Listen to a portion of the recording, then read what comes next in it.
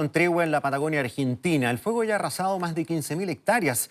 Queremos hablar de la situación aquella y también el panorama de los incendios forestales en nuestro país con Michel Delerve, experto en el manejo de emergencias. ¿Cómo estás, Michel? Hola, Gonzalo. Bienvenido. Oye, ¿cómo observas este incendio de la Patagonia en Argentina? ¿En qué lugar estamos hablando paralelamente al territorio chileno? Podríamos decir que es cercano a la zona o en la misma línea de la zona de Chiloé. Entonces eso nos lleva, entre otras cosas, a recordar, y cuando vemos las imágenes, por ejemplo, vemos que, uno, el tema meteorológico es diferente. ¿Qué significa eso?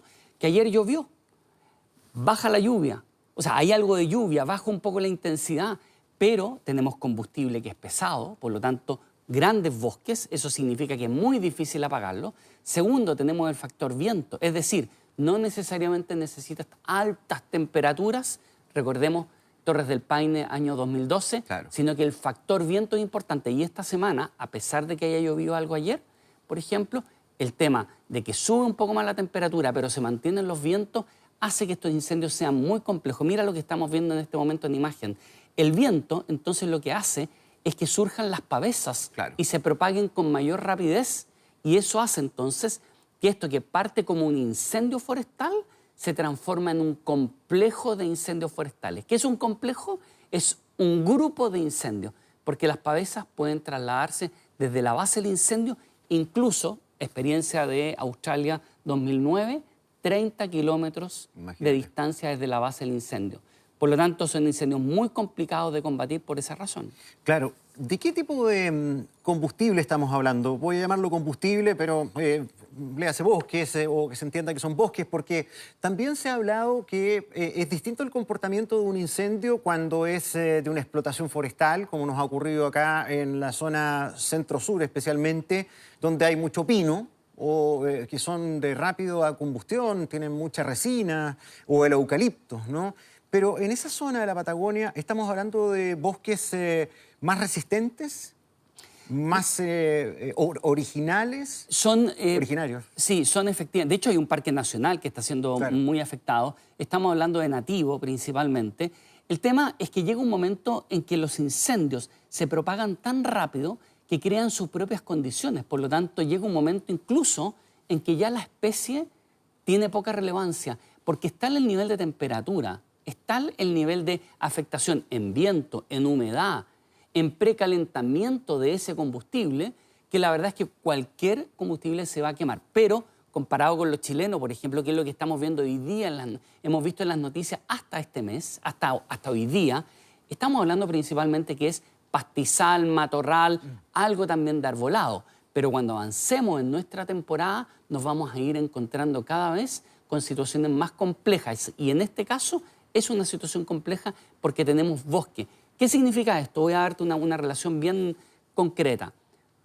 Tú tienes un árbol, se quema. Tú podrías destinar incluso un carro de bomba completo. Estamos hablando de cerca de 3.000 litros y probablemente te costaría apagar ese árbol. Porque está en la cantidad en la capacidad calórica de estos incendios que no basta solo el agua y no basta solamente la cantidad, y por eso que uno de los elementos que se ocupa es muchas veces entonces el retardante, que es este líquido rojo habitualmente, claro, pero que en realidad el rojo es simplemente un aditivo para poder determinar más bien la caída y poder determinar con mejor claridad dónde va cayendo, pero se requiere incluso el uso de químicos que son compatibles con el medio ambiente y muy útiles para incendios de estas características. ¿Qué pasa con la distribución de recursos? Este incendio, bueno, es combatido fundamentalmente por los argentinos, pero también Chile ha ofrecido su apoyo. Pero se destinan alrededor de 6 aeronaves para una zona de 15.000 hectáreas de un incendio sin control. Porque hay que priorizar a la gente. Entonces, los incendios de zonas como la que estamos hablando se dejan avanzar. Es parte del proceso natural, como lo hacen Canadá u otros países que mientras no se acerque a lo urbano, se queman y se espera que sea un ciclo, ¿no? Hay incendios que la verdad es que ya hace muchos años, Yellowstone, muy conocido, ¿cierto?, por el oso yogi. Sí. Aquellos que tienen más años se recordarán que Oso Yogi vivía ahí con Boo en ese parque nacional. En ese parque nacional. Hubo un incendio hace muchos años, muy grande. Y una de las cosas que se hizo fue dejar que siguiera, porque obviamente primero no se pudo controlar, pero era porque el ciclo natural del bosque tenía que ver de una u otra manera con los incendios. Eso ocurre habitualmente en zonas donde el incendio se genera por causas naturales. ¿Y cuáles son esas causas? Habitualmente rayos, Claro. como en esa zona. En otras zonas como la nuestra, en el caso nuestro, los incendios en el caso chileno por rayo, en precordillera principalmente, son muy escasos. Por lo tanto, nuestros bosques más bien crecen y viven, y lo mismo en la Patagonia, por otras razones. Por lo tanto, acá lo que termina ocurriendo es que se generan estos incendios y son muy complejos de combatir precisamente porque de una u otra manera... ¿Sí? Sí, sí. Dame un segundo, Michelle, vamos a seguir con tu análisis. Último minuto. Pero vamos a escuchar también al presidente electo, José. Agradecemos a Michelle Delerf que nos esperó un poquitito. Estábamos hablando de los incendios forestales en Argentina, en las características que tienen este tipo de incendios forestales. Pero volvamos también al país. El presidente hace algunos días fue a presentar un avión, ¿no? El Hércules C-130, que se ponía a disposición de la flota de combate a los incendios. Hoy día Senafpred y CONAF informan del balance. Incendio en San Pedro, Cauquenes, Maule, superficie 350 hectáreas. Luego, incendio Reserva Ñuble, Laguna de Pinto, 350 hectáreas, y Coilaco en la Araucanía con 30 hectáreas. Son los 3 incendios que están hoy día en intento de controlarse. ¿Ha sido mejor esta temporada de incendios forestales que el año pasado o los anteriores? Desde el punto de vista del año pasado vamos en la media. Estamos hablando de que probablemente estamos en un 15% menos de superficie destruida. Ahora, cuando hablamos estadísticamente, uno puede ver que la cantidad de incendios no varía significativamente en lo estadístico. Es decir, generalmente nos vamos a mover entre 6.000 y 7.000 incendios promedio en un año completo. La temporada va desde julio de un año hasta junio del próximo año estadísticamente. La más intensa obviamente son otros meses. Pero desde el punto de vista de los números eso, ¿qué es lo que varía significativamente? Es la superficie afectada. Todo incendio parte muy pequeño, por lo tanto las condiciones meteorológicas, condiciones conocidas, las condiciones del combustible, sabemos una sequía extensa, van influyendo y son factores preponderantes al momento de determinar la proyección y la rapidez de la propagación. Y eso sumado a la logística, que es lo que nosotros manejamos para combatir, va a determinar probablemente qué probabilidad hay de que ese incendio parta pequeño y se mantenga pequeño y se contenga rápido, o parta pequeño y se extienda muchísimo. En términos estadísticos, yo diría que estamos en el promedio, pero hay un tema bien importante. El año pasado, hasta el 2 de febrero, y lo recuerdo muy bien porque era la conmemoración de la tragedia en Viña del Mar, donde yo tengo recuerdo que tú estuviste haciendo despacho allá en directo en esa zona. La directora de entonces de CONAF daba los números, y los números señalaban que estábamos en un momento que probablemente podría haber sido una de las mejores temporadas de los últimos 10 años. Sin embargo, vino pronóstico meteorológico de la semana siguiente, olas de calor, y terminó siendo la 9ª temporada más catastrófica en términos de superficie de lo que va de la historia. Es decir, en 2, 3 semanas nos jugamos a veces lo que podría ser una temporada récord en la última década en términos de buena temporada o una temporada récord en términos de mala temporada. Y eso se juega efectivamente, yo te diría que promedio entre la segunda quincena de enero y el mes de febrero. Por lo tanto... Estamos entrando en el pic. Estamos entrando en el pic. Entonces, en ese sentido, la logística es clave. Nosotros tenemos, en términos de si se ha mejorado, aquí los números mandan, y los números tienen que concentrarse en logística. Muchas veces los gobiernos, y ese es un libreto que está estándar, yo te diría, en los gobiernos de los últimos 15 años, independiente del signo del gobierno, en general se habla mucho del presupuesto. Pero no importa cuántos recursos tengas, si no sabes cómo usarlos, nunca van a ser suficientes. O si no están, claro, si no están bien gestionados o distribuidos o priorizados, en fin. Pero hemos avanzado, como tú señalas, o sea, pasamos de la catástrofe del 2017 con 500.000 hectáreas, Así es. 500.000 de hectáreas arrasadas, a incendios, por ejemplo, ahora en plena ola de calor, en la zona en que están los dos incendios de los tres combatiéndose, que tuvieron casi 40 grados el fin de semana. Con 350 hectáreas, bastante más pequeño, no digo menos importante, pero bastante más acotado. Todo tiene, me imagino, diversos factores que expliquen esto, pero tenemos mejor equipamiento, se refuerza la contratación de aeronaves y te quería preguntar por otros roles que creo que podrían jugar a favor de evitar este tipo de tragedias. Uno, la justicia, que ha logrado detectar a los responsables de algunos incendios graves como el de Viña del Mar, y eso disuade.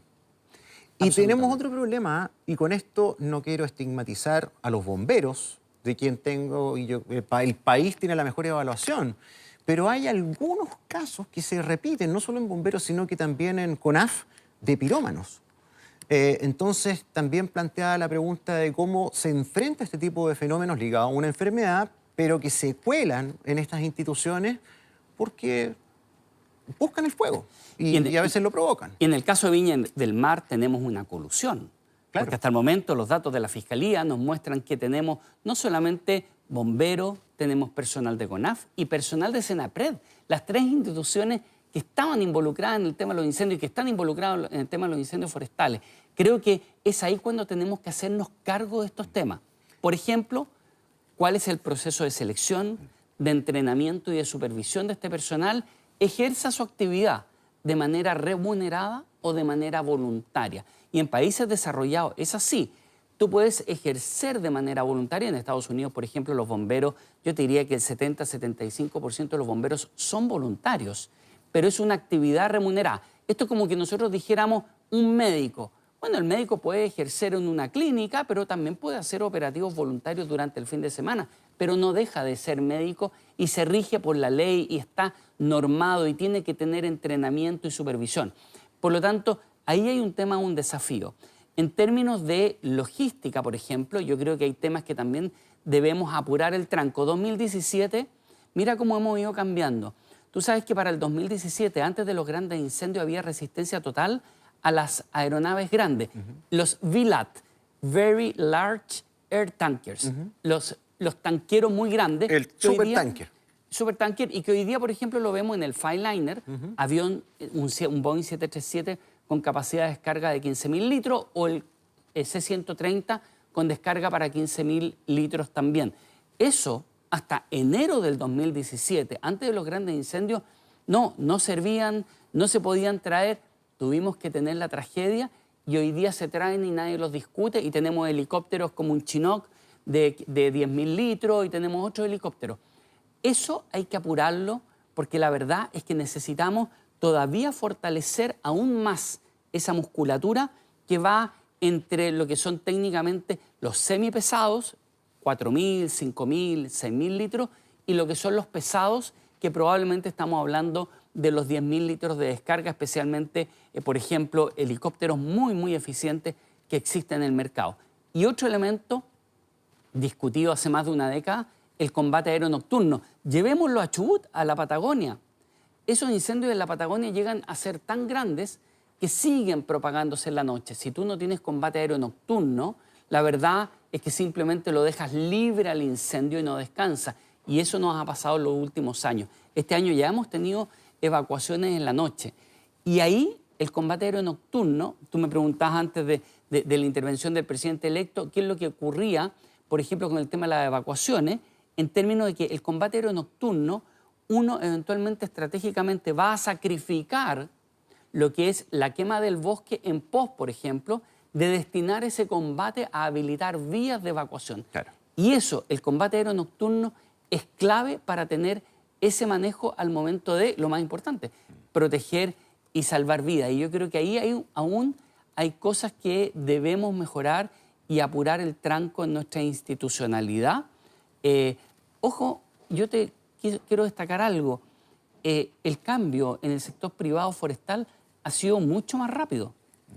En términos, para dar cifras, el año pasado tuvimos 77 aeronaves combatiendo por parte del Estado.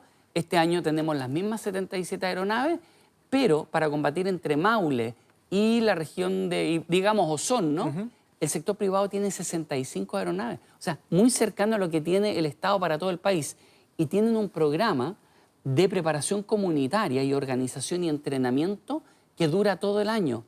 ¿Sabes que hay prácticas que está haciendo el sector privado que es importante mirarlas por parte del Estado para generar sinergia, integrarse, apoyarse mutuamente y expandir y hacer crecer esa iniciativa? Hay buenas prácticas. Sí, no, sin duda. Te quería preguntar, por ejemplo, tú decías, la flota privada es equivalente a lo que contrata el Estado. Prácticamente. ¿Esa flota privada está por ley obligada a ponerse a disposición ante una catástrofe del Estado, o esto es una colaboración absolutamente, digamos, voluntaria del sector privado? Porque también han jugado el rol clave con la disposición y disponibilidad de los helicópteros grandes que contratan ellos. Uno de los Chinook y otro de los grandes fueron contratados por ellos en las primeras etapas. O sea, de hecho, este año tienen un helicóptero espectacular, que es el S-64,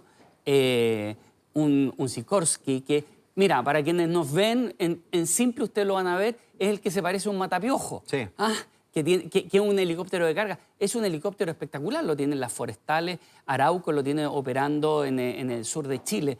La musculatura de combate, si tú me preguntas, más potente que hay en el país, está concentrada en Biobío, Araucanía, Maule y pertenece a las privadas. Claro. Si estuviéramos en un estado de excepción o estuviéramos en una zona un estado de catástrofe, claro, el Estado puede obligar. Pero en la normalidad, lo que está pasando hoy día, mañana, lo que ha pasado durante esta temporada, ese combate es parte de la operación que por diseño han establecido las forestales. Y quiero darte un dato. Menos del 2% de los incendios se genera al interior de las faenas forestales. Por lo tanto, ellos hacen un combate permanente a todos los incendios, más allá de si obviamente son los incendios que están dentro de una faena. Ayer capotó un avión, sí, un Turbo Thrust, con capacidad aproximadamente para 2.500 litros, que era de una forestal privada en combate en un incendio en Lebu.